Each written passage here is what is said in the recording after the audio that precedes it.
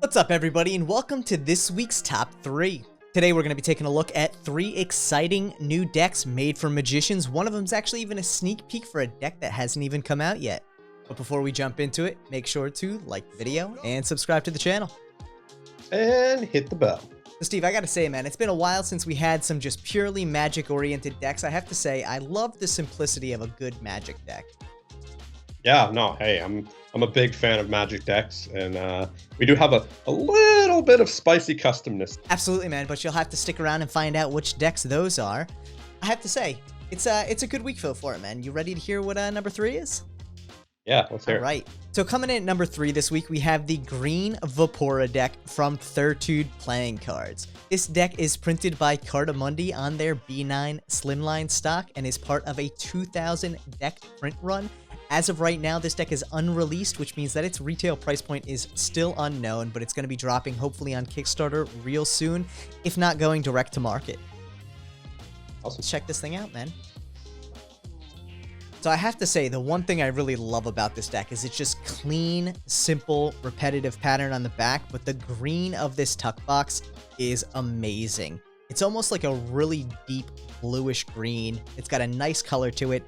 And again, it's just got this really simple, like, plus pattern back design on it. It almost reminds me of, like, old school, like, ASCII, like, artwork you'd see in, like, old school computer world.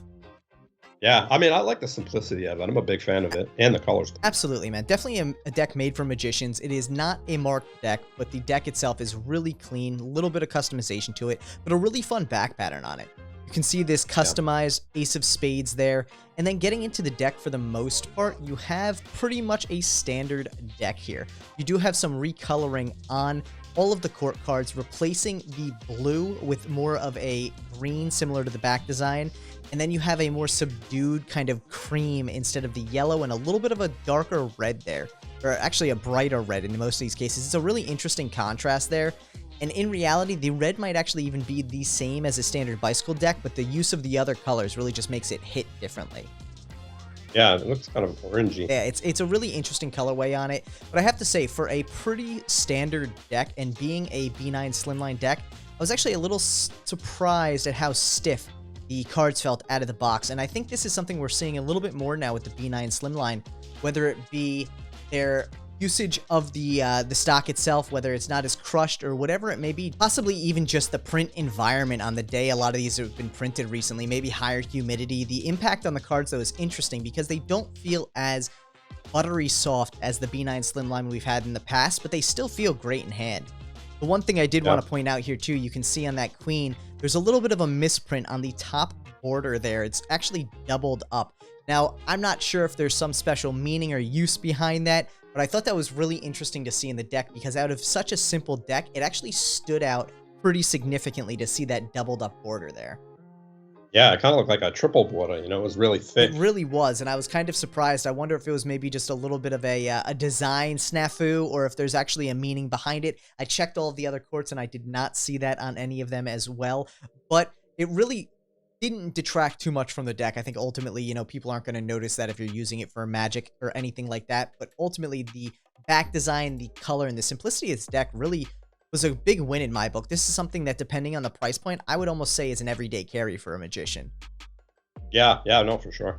So Steve, why don't you tell us what's coming in at number 2 this week? Number 2 is Beyond by Beyond Playing Cards. It is a print run of 1,500 from Cardists. It is printed on B9 Slimline and retails for $14. Nice. Let's check this thing out. Now, this tuck is really fun, super kind of cartoonish, but it definitely is all about the galaxy. And on the side there, you kind of have, sorry for that blurriness, but you have a little bit of the moon phases. You have a little bit of ad copy on the bottom. This was designed by Stephen O'Neill. The tuck box is really nice blue. I like that deep space blue. It's got a great color to it for sure, because it's almost like a light navy in some lighting. Yeah, and then you have the spaceships on the back kind of creating that infinity pattern, you know, kind of with that burst of, I don't know if that's the sun or that, you know, that center element, the moon with like light coming from it. Yeah, it's definitely very cool looking, man. I love space Yeah. themed decks too. I always get a kick out of seeing how space is represented differently across these decks. Yeah, with this fan element, there was like that little middle kind of black hole. I thought it was really cool Nice. for, the whole theme of this deck. Yeah, really well thought This out. deck actually, yeah, this deck actually came with 3 jokers. You have duplicate jokers except that yellow and blue on the head. You have a really fun ace of spades. Now this deck is fully custom, but it is definitely something that can be used for Magic. The pips are a lot smaller than normal, and instead of black, they kind of have that deep blue that's carried on from the back of the deck. Yeah, the court cards are totally custom, except the faces look like they're standard. Which I really love because it does give it more of a standard vibe to it still. Yeah, the red suits are kind of subdued a little bit. They're a little faded. Kind of reminds me of like watermelon color.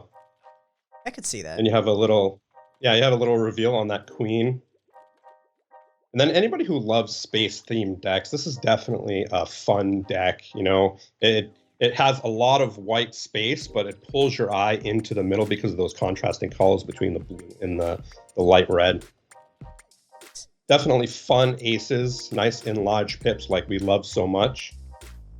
But other than that, I think it's definitely an easy deck to use for poker, Magic, or anything like that because of the colors, and the faces are similar to those we used to rider backs. What I really like too with the courts, it almost like the colors they chose, that blue and the red that they chose, almost remind me a little bit of like the colors you would see used in like a 3D kind of old school 3D red-blue glasses artwork. It's a very similar colorway to it.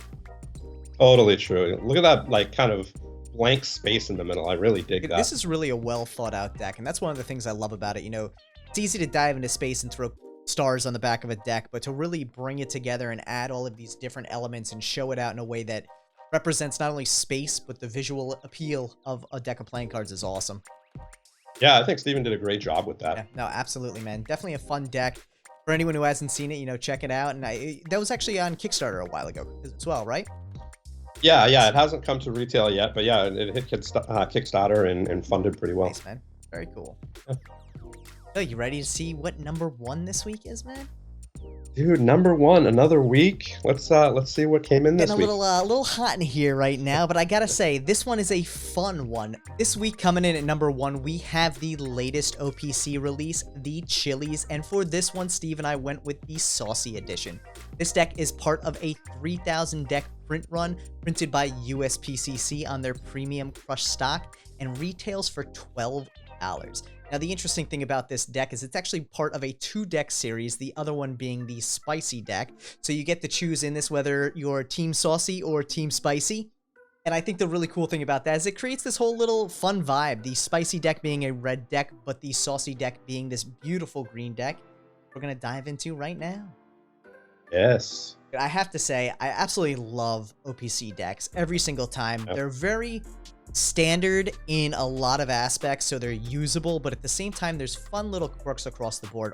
Obviously, the tucks are always a great time with this, so you have a little modified Scoville rating on the side there. I love that. Bottled in Erlanger, Kentucky right there. Obviously, a little paying a little homage to USPCC.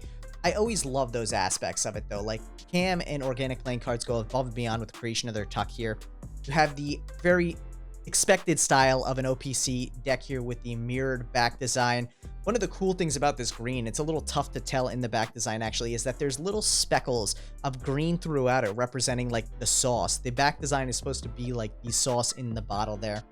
You have 2 matching jokers in this fun little pepper for the ace of spades. And then you'll notice here for all of the black courts, they're actually replaced with this really dark green, which I really, really like. Yeah, it's kind of, army green. Yeah, and the deck is actually really monochromatic in that way. Switching into the traditionally red suits, you can see these are an even a lighter green. So the one thing is that may impact playability a little bit if you are potentially colorblind and have green, red-green issues or anything like that, or you just a little bit hard of sight there and it's not easy for you to distinguish between the 2 colors. There may be some playability concern there. But one of the things that I personally just love about the OPC decks is all those fun little court card touches where you see the things in their hands. So this one's holding some guacamole and chips. You have some holding nachos. You have all these different fun little aspects to it. And at the end of the day, this is such a relatively standard but semi-customized deck that it's great for Magic as well. Yeah, it's funny because in one of the quick cards, I think it was the King of Clubs, you noticed his eyebrows were kind of he's frowned down when eating something hot. Yeah, dude, he's a little bit tough there for him. He's having some trouble handling the saucy one. And like I said, the spicy ones are red, completely different courts, which I love about it. So not only is this just a 2-deck set, they're not just pure recolors. They're really thought out differences between the two, where the saucy, more leaning towards that sliced jalapeno side, shows things, like I said, like nachos, jalapeno cornbread, all that stuff. Whereas the spicy side, more oriented towards the chilies, has much different styling to the courts, which I love. Yeah. Are you a team saucy or team spicy? I gotta say, I really love them both, and I'm not traditionally a green fan, but for this one, I think team saucy for me, just because of the jalapeno cornbread. Yeah, no, I'm all about team saucy too.